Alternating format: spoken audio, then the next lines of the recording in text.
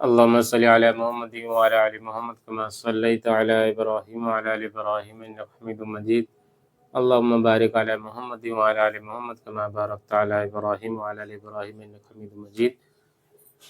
السلام علیکم ورحمۃ اللہ وبرکاتہ. میرے محترم بزرگ دوستو، ابھی کا جو دور چل رہا ہے، دنیا کی ہر چیز کی نالج ہم کو ہے، لیکن جہاں دین کی بات آتی ہے وہاں جو ہے دین کے علم سے، دین کی نالج سے ہم کو دور نظر آتے.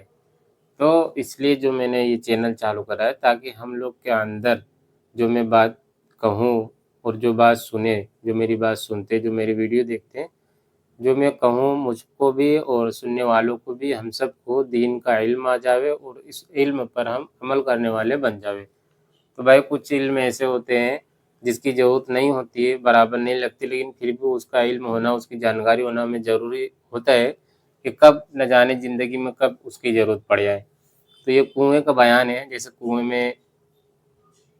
کنویں کے پانی میں جو گندگی گر جاتی ہے تو کتنا گندگی گرنے سے، کتنا پانی نکالنے سے نجاست دور ہو جائے گی، پانی پاک ہو جائے گا. اس کا مسئلہ ہے. حضرت تھانوی رحمۃ اللہ علیہ نے لکھا ہے. اللہ پاک ہم سب کو اس کا علم عطا فرماوے اور اس کو صحیح استعمال کرنے کی توفیق عطا فرماوے. تو میں پڑھتا ہوں، آپ لوگ غور سے سنیے، انشاءاللہ مجھے بھی آپ کو ضرور نفع ہوگا. بسم اللہ الرحمن الرحیم. کنویں کا بیان. مسئلہ: جب کنویں میں کچھ نجاست گر پڑے تو کنویں ناپاک ہو جاتا ہے اور پانی کھینچ ڈالنے سے پاک ہو جاتا ہے. کھینچ ڈالنے سے یعنی پانی نکالنے سے پاک ہو جاتا ہے. تھوڑی نجاست گرے یا بہت، سارا پانی نکالنا چاہیے. جب سارا پانی نکل جاوے گا تو پاک ہو جاوے گا. کنویں کے اندر کے کنکر، دیوار وغیرہ کے دھونے کی ضرورت نہیں، وہ سب آپ ہی آپ پاک ہو جاویں گے. کنویں کے اندر نجاست گر گئی ہے تو اتنا پانی کھینچے کہ نیا پانی نیچے سے آ جائے تو کیا ہوگا؟ نجاست دور ہو جائے گی. جو کنویں کی دیوار ہے وہ سب دھونے کی ضرورت نہیں ہے، وہ آپ پاک ہو جائیں گے. یہ حضرت نے سمجھایا ہے. اسی طرح رسی، ڈول جس سے پانی نکالا ہے، کنویں کے پاک ہونے سے آپ ہی آپ پاک ہو جاوے گا. ان دونوں کو بھی دھونے کی ضرورت نہیں، ڈول اور بلٹی بھی پاک ہو جائے گی. فائدہ: سب پانی نکالنے کا یہ مطلب ہے کہ اتنا نکالے کہ پانی ٹوٹ جاوے اور آدھا ڈول بھی نہ بھرے. جو نیچے سے پانی کنویں میں نکلتے رہتا نا، ایسا نکالے کہ جو ہے نیا پانی جس سے ٹوٹ جائے، مطلب آدھا پانی بھی نہ نکلے، دوبارہ پانی نکلنا شروع ہو جاوے. 2. کنویں میں کبوتر یا گور یا یعنی چڑیا کی بیڈ گر گئی. بیڈ یعنی پوٹی، لیٹرنگ، تو نجس نہیں ہوا، اور مرغی اور بطخ کی غلاظت سے نجس ہو جاتا ہے. نجس یعنی ناپاکی ہو جاتا ہے، وہ سارا پانی نکالنا واجب ہے. کون کون سی؟ جیسے کبوتر ہوئے، پنچھی ہوئے، ان کی بیڈ گرنے سے، ان کی جو ہے پوٹی گرنے سے کنواں ناپاک نہیں ہوتا. لیکن مرغی ہو گئی، بطخ ہو گئی، ان کی نجاست گرنے سے کنویں کا پانی ناپاک ہو جاتا ہے. 3. کتا، بلی، گائے، بکری وغیرہ پیشاب کر دے یا کوئی اور نجاست گرے تو سب پانی نکالا جائے. تو یہ جو جانور بتائے جا رہے ہیں ان کو دھیان میں رکھیں. ذہن میں بیٹھا ہے کون کون سے جانور؟ کتا ہو گیا، بلی ہو گئی، گائے ہو گئی، بکری وغیرہ پیشاب کر دے یا کوئی اور نجاست گرے تو سب پانی نکالا جائے گا. 4. اگر آدمی یا کتا یا بکری یا اسی کے برابر کوئی اور جانور گر کر مر جاوے تو سارا پانی نکالا جاوے گا، اور اگر باہر مرے پھر کنویں میں گر گئے تب بھی یہی حکم ہے کہ سب پانی نکالا جاوے. 5. اگر کوئی جاندار چیز کنویں میں مر جاوے اور پھول جاوے یا پیٹ پھٹ جاوے تب بھی سب پانی نکالا جاوے، چاہے چھوٹا جانور ہو یا چاہے بڑا. اگر چوہا یا گور یا مر کر پھول جاوے یا پیٹ پھٹ جاوے تو سب پانی نکالا جاوے. 6. اگر چوہا یا چڑیا یا اسی کے برابر کوئی اور چیز گر کر مر گئی لیکن پھولی پھٹی نہیں تو 20 ڈول نکالنا واجب ہے، اور 30 نکال ڈالے تو بہتر، لیکن پہلے چوہا نکال لے تب پانی نکالنا شروع کرے. اگر جو جانور بتایا گیا وہ گر کر مرا لیکن پیٹ نہیں پھٹا، کون کون سے؟ چوہا ہے اور مورغ ہو جو عرب میں پایا جاتا ہے، وہ جانور جو ہے اگر گرا مر گیا لیکن پیٹ نہیں پھٹا تو کتنا 20 ڈول نکالنا واجب ہے، اور اگر 30 ڈول نکال لے تو بہتر ہے۔ لیکن حضرت نے بتایا پہلے چوہا جو جانور مارا اس کو نکال لے تب اس کے بعد نکالنا شروع کرے۔ اگر چوہا نہ نکالا تو اس پانی نکالنے کا کچھ اعتبار نہیں، چوہا نکالنے کے بعد پھر اتنا ہی پانی نکالنا پڑے گا۔ 7 بڑی چھپکلی جس میں بہتا ہوا خون ہوتا ہے، اس کا حکم بھی یہی ہے کہ اگر مر جاوے اور پھولے پھٹے نہیں تو 20 ڈول نکالنا چاہیے، اور 30 ڈول نکال لے تو بہتر ہے، اور جس میں بہتا ہوا خون نہ ہو اس کے مرنے سے پانی ناپاک نہیں ہوتا۔ 8 اگر کبوتر یا مرغی یا بلی یا اسی کے برابر کوئی چیز گر کر مر جاوے اور پھولے نہیں تو 40 ڈول نکالنا واجب ہے۔ بھائی اس کو دھیان میں رکھنا ضرور، پہلے 2 جانور تھے، چوہا یا اس کے برابر کوئی جانور، اب کون سے جانور ہے؟ اگر کبوتر یا مرغی یا بلی یا اسی کے برابر، کبوتر ہو گیا، مرغی ہو گیا، بلی ہو گیا یا اس کے برابر کوئی جانور مر جاوے اور پھولے نہیں تو 40 ڈول نکالنا واجب۔ پہلے کتنی ڈول تھی؟ 20 ڈول، ابھی کتنی ڈول ہے؟ 40 ڈول، اور اگر 60 ڈول نکال لے تو بہتر ہے۔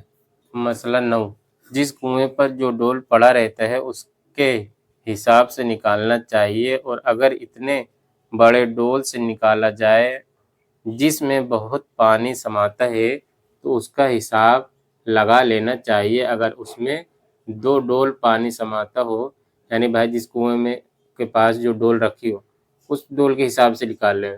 اگر بڑی ڈول ہے، جو ڈول وہاں پہ رکھی ہے اس میں 2 ڈول پانی آئے گی، اور جو ڈول سے نکال لو اس میں 1 ڈول، تو 2 ڈول کا شمار کیا جائے گا۔ فائدہ: پانی کا اندازہ کرنے کی کوئی صورتیں ہیں۔ ایک یہ کہ مثلا ہاتھ پانی ہے تو ایک دم لگاتار 100 ڈول پانی نکال کر دیکھ کے کتنا پانی کم ہوا، اگر ایک ہاتھ کم ہوا تو بس اسی سے حساب لگا لیں کہ 100 ڈول میں ایک ہاتھ پانی ٹوٹا تو 5 ہاتھ پانی 500 ڈول میں نکل جاوے گا۔ دوسری یہ کہ جن لوگوں کو پانی کی پہچان ہو اور اس کا اندازہ آتا ہو، اندازہ کروا لیں، جتنا وہ کہیں نکلوا دو، اور جہاں یہ دونوں باتیں مشکل معلوم ہوں 300 ڈول نکلوا لیں۔ 11 کنویں میں مرا ہوا چوہا یا اور کوئی جانور نکلنا ہو یا معلوم نہیں کہ کب سے گرا ہے اور ابھی پھولا پھٹا بھی نہیں ہے تو جن لوگوں نے اس کنویں سے وضو کیا ہے ایک دن رات کی نماز دہراوے، 24 گھنٹے کی نماز دہرا لے، اور اس پانی سے جو کپڑے دھوئے ہیں پھر ان کو دھونا چاہیے، اور اگر پھول گئے ہے یا پھٹ گئے ہے تو 3 دن 3 رات کی نماز دہرا لیوے۔ البتہ جن لوگوں نے اس پانی سے وضو نہیں کیا ہے وہ نہ دہرائے، یہ بات تو احتیاط کی ہے، ورنہ بعض عالموں نے یہ کہا ہے کہ جس وقت کنویں کا ناپاک ہونا معلوم ہوا ہے اسی وقت سے ناپاک سمجھیں گے، یہ احتیاطاً بات کہی گئی ہے۔ اس سے پہلے کی نماز وضو سب درست ہے، اگر کوئی اس پر عمل کرے تب بھی درست ہے۔ 12 جس کو نہانے کی ضرورت ہے وہ ڈول ڈھونڈنے اس کے کنویں میں اترا اور اس کے بدن اور کپڑے پر آلودگی، نجاست یعنی گندگی نہیں لگی ہے تو کنواں ناپاک نہ ہوگا۔ یہی حکم اگر کافر اترے اور اس کے کپڑے اور بدن نجاست نہ ہو تب بھی کنواں پاک ہے، البتہ اگر نجاست لگی ہو تو ناپاک ہو جاوے گا اور سب پانی نکالنا پڑے گا۔ کنویں کے اندر کوئی اترا اور اس کے بدن پہ کپڑے پہ نجاست لگی ہو، نجاست کے ساتھ اترا تو چاہے مسلمان ہو چاہے نون مسلم ہو تو کنویں کا پانی نکالنا پڑے گا، یہ دونوں کے لیے حکم برابر ہے۔ اگر نجاست نہیں لگی ہو چاہے وہ مسلم ہو چاہے نون مسلم ہو تو کنویں کا پانی نکالنے کی ضرورت نہیں، اور اگر شک ہو کہ معلوم نہیں کپڑا پاک ہے یا ناپاک تب بھی کنواں پاک سمجھا جاوے گا، لیکن اگر دل کی تسلی کے لیے 20 یا 30 ڈول نکال دیں تب بھی کچھ حرج نہیں۔ 13 کنویں میں بکری یا چوہا گر گیا اور زندہ نکل آیا تو پانی پاک ہے، کچھ نہ نکالا جاوے۔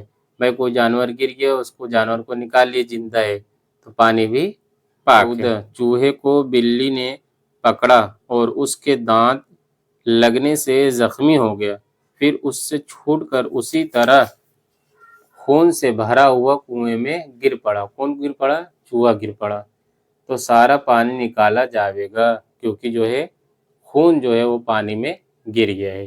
15 چوہا تابدان، یعنی جس میں چوہا پھنساتے نا وہ والی، اس کو تابدان کہتے، نکل کر بھاگا اور اس کے بدن میں نجاست گر گئی، پھر کنویں میں گر پڑا تو سارا پانی نکالا جاوے گا، چوہا کنویں میں مر جاوے یا زندہ نکلے۔